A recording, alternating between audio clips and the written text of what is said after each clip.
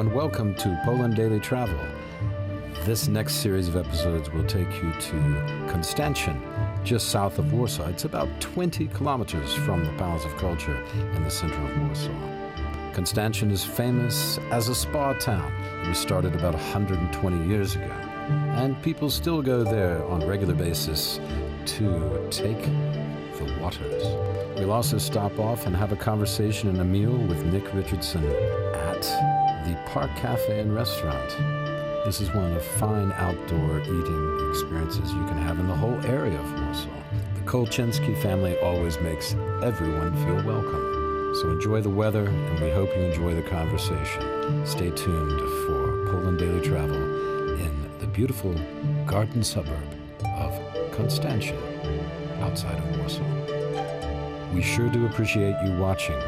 If you really like what you're seeing, why not subscribe? It only takes you just a second. It's a small moment for you, and it means a lot to us. So keep watching Poland Daily Travel. Tell your friends. We'll see you next time. This is Will, signing off. If I'm talking nonsense, put some comments under the show if you don't think that's true. No, for once you're actually not talking nonsense. You think it's the one time I'm not being stupid? It's a rare moment, yes, a rare moment of clarity. It's unusual, yeah. Good Lord, it must be this good Sauvignon Blanc. The Sauvignon Blanc is clearly stimulating the grey cells. No, this is non-alcoholic Sauvignon. Because you can also travel within your own country as well. I mean, there are a lot of parts of the UK I've never been to. Well, yeah. I mean, I lived there almost 10 years. And that is a point. I didn't go everywhere. No, I've not even been to most places. Have you been to Cornwall? I have been to Cornwall. We had found holidays there when we were children. Oh, beautiful. Also very beautiful in England is the Northumbrian coast. Oh, wow. Up in the northeast. That's quite spectacular. I mean, the sea's a bit chilly. Yes, I mean, Northumbria is amazing. But the coastline is fantastic. Some lovely places, Bamborough, Holy Island, Lindisfarne. Lindisfarne? The Farne Islands. I've been there. I really immense. Roman Polanski made a film there. Did you know it? I didn't. Name that film. Can you? I can't. It was produced by Gene Gutowski, the great Polish producer. He was late and great. He died a few years ago, 3 years ago, I think, age of 90-something.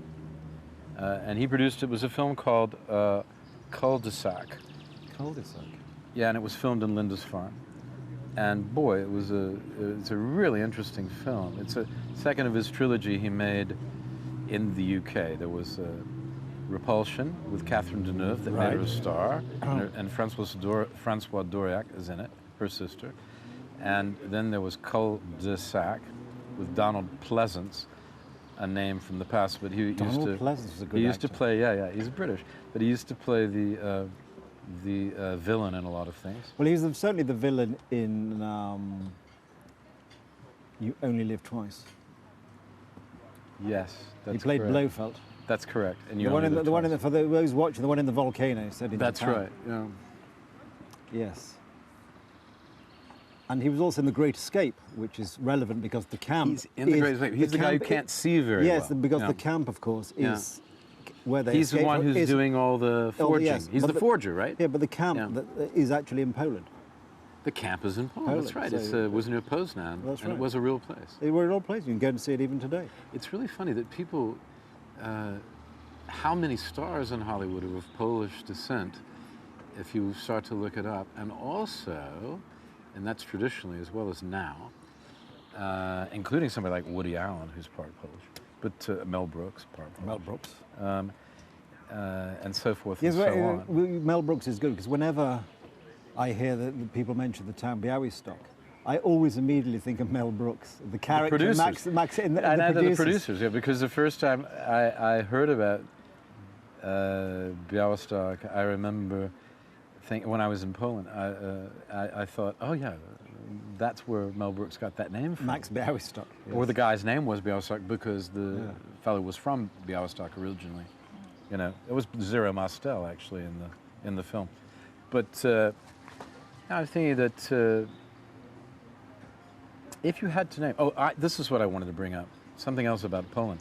Warsaw has been named in something called the Discoverer.com. Right. It's a fairly popular, if you think 1 million people looking at something makes it popular. I think it does. That would work for me. I wish 1 million people would look at this. Exactly. But maybe we have to bribe them. No, they just have to learn what is good television. They have to learn what's good, like the food at the Park Cafe. But Warsaw is now, according to them, one of the top 10 cities for expats. And I think it's high time that somebody saw that, because you have everything here. It's certainly improved dramatically over the last few years. In the last 10 years, it's night and day, really. In terms of the food options, it's better than any America. It's better than Washington, for example. DC. Really? Yep. Crikey. I mean, you know, if you go to the really expensive hotels, but generally, the ordinary food options, like where we'll be shooting today in this new Postempo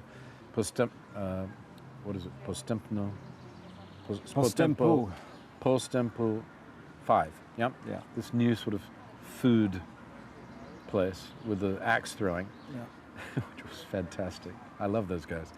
Because you must have had a lot of that in North America. You must have been a natural. Well, no, I felt, I know. It's like Daniel Boone or some Indian or something like that. Name one. That was a really interesting place, and it was hard to get things like that. I mean, Asheville, North Carolina, where I'm going to be pretty soon, is famous for its sort of little food places and everything. It's nothing on this, you know, because you don't have a Russian and a Georgian and a well, that's the point here. And you a have Polish a sort of crossroads, and an Italian and a, you know, a big mixture here, which and a Greek next to each other. Yes. Yeah. You don't it's get a big elsewhere. advantage. Yeah. And of course, other cities, well, you probably get that in London, but of course, London is very built up and developed, so the sort of areas like the sort of physical locations like Postempo 5 have been developed long ago, and there isn't the physical space anymore. Yeah. And like if you go down by the river bank in Warsaw, the new embankment, it's lovely, and across to the other side, it's still wild. But in Paris and London, that's all been embanked and developed, and you just don't have this combination still of the new and yet the old and rather slightly wild. Exactly. Which I think adds to the charm of the place. Hey, what can we leave the people with? Let's leave them with a summer suggestion. Have you got a top 4 or 5 things to do here in the summer in Poland? Well, I think they're going to be watching this beginning of July. Yeah, beginning of July. Yes. Yeah. Well, I think it's certainly worth going down by the river, and if you're in Warsaw, going down the river by the in road. Warsaw. Okay. The river in Warsaw. That's one of yours. Yeah. The Lake District is very attractive. The Lake District, Missouri. Yes. Varmia. Yeah. And although the Baltic is not the world's most comfortable sea in which to swim, if you go onto the Hel Peninsula, Peninsula, you have this marvelous. You have the lagoon at one side and the sea at the other side. Yeah. You look at it, the sand is white. It's beautiful. And the greenery is national and you reserve. can walk a long way. Yes, and you can cycle a lovely cycle path along there as well. Yeah. And it could be you could be in a James Bond film, except the water is not turquoise.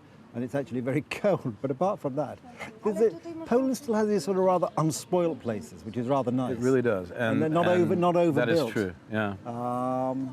And still human scaled. They're not, like some of the things in America are so huge and sort of you're right, it's still human scale. And then some of the buildings, some of the history, some of the little towns are very interesting as well. Yeah, you can almost, like Lanckorona, for example, is a town I rolled up in. Get in your car. I encourage people, get in your car, come to Poland. When you're here, if you're not an absolute culture vulture who really craves museums, and you're that kind of person, then there's plenty for you here. Yeah. But if you're not that kind of person, you can do a lot worse than to just get in a car and drive. Exactly. And you really keep your eyes open. For example, stay off the fast roads. Stay on the small roads. This made it appeal to everybody. Last Friday, we were driving down to Przemysl, and we just stopped off. Yeah. At a little palace, just have a tiny little palace. But the exciting thing was, or I found it quite exciting, we had lunch, and we had bison steak. Yeah. I couldn't agree more. I love those things. You're not going to get bison steak everywhere, because they had a little herd of bison in an adjacent field. And apart from I posted this particular thing on Facebook, and I got some comments saying, "Oh, I thought they were protected. How could you eat it?" Well, I could eat it because it's actually very tasty meat, so well worth eating. So, bison's very good. Yeah. Very good. So all these sort of little things you just don't get. We're at the sort of, I'm sure in 10, 20 years' time, a lot of this will disappear as it disappeared elsewhere in Europe. Yes. It'll get developed. Yes. The farmers will start covering their land in industrial type chemicals.